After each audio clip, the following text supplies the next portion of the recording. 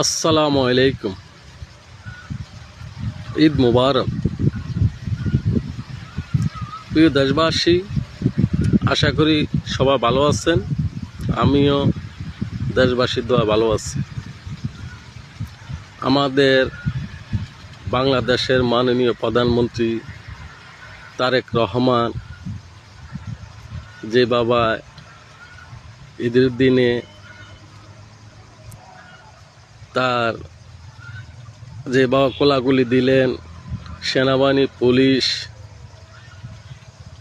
তারপরে বিমান বাহিনী, নৌবাহিনী, সবার সাথে, সাধারণ সৈনিকদের সাথে যে বাবা কোলাকুলি করলেন, বাংলাদেশের এইমাত্র প্রথম একজন প্রধানমন্ত্রী সবার সাথে ঈদের কোলাকুলি করলেন।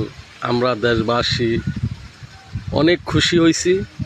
নতুন একটা সৃষ্টি হয়েছে।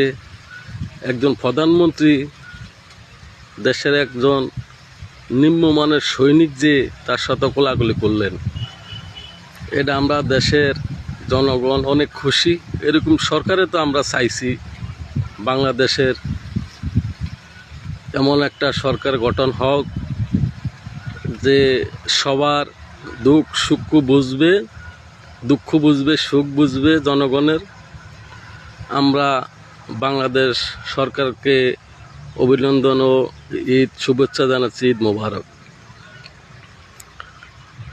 আসলে কি বলবো, আমাদের প্রধানমন্ত্রী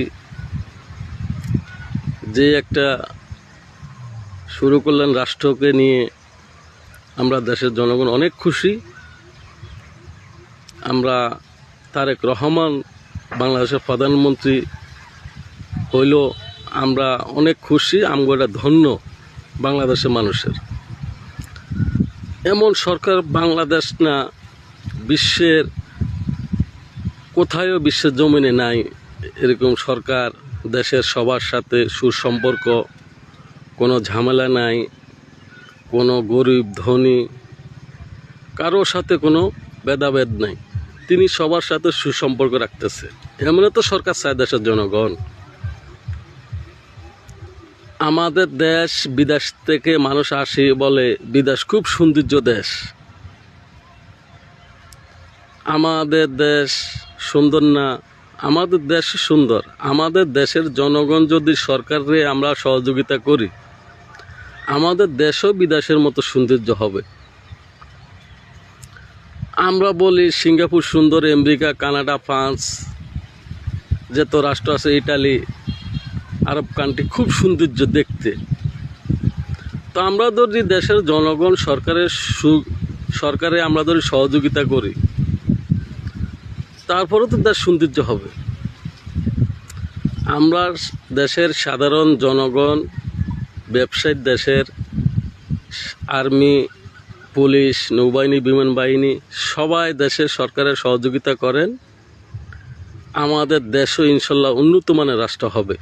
এই তারেক রহমানের হাত ধরিয়ে দেশের ভাগ্য হবে, আমাদের দেশের সৌন্দর্য হবে। তা আমরা যদি দেশের জনগণ যদি সরকারের সহযোগিতা না করি, সরকার দেশ কিভাবে সুন্দর বানাবে? বিদেশে দেশ সুন্দর, এটা আমগতেন কষ্ট লাগে। আমাদের দেশও সুন্দর হবে। আমরা দেশের জনগণ সরকারের আমরা সহযোগিতা করতে চাই।